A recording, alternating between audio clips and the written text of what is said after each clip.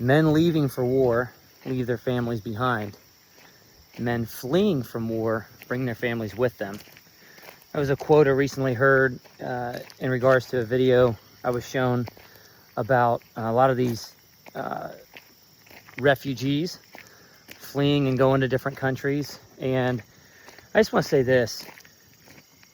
If I were a one world government and an evil dictator or the Antichrist, and I wanted to take over the world without having to have a bloody, costly World War III, I would just scramble everybody's country so bad and have so much mass migration of shifting of people and make whatever excuse would justify doing so, just in order to be able to scramble a country so much and throw it into so much turmoil that there's not a strong nationalist individual presence in a majority of the countries. And then once you do that, then you can do anything. And one of the things that I think I was taught growing up was American exceptionalism. This idea of,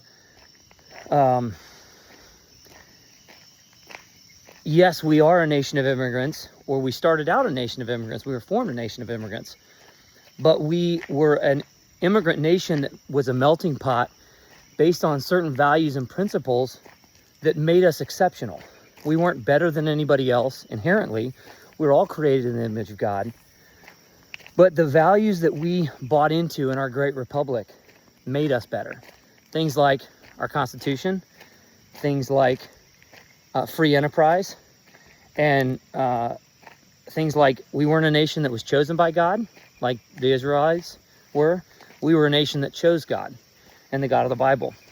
And when it comes to government education, one of the things that I think is lacking is I don't believe that American exceptionalism is taught well enough to students in government schools today. And that's something I think needs to change.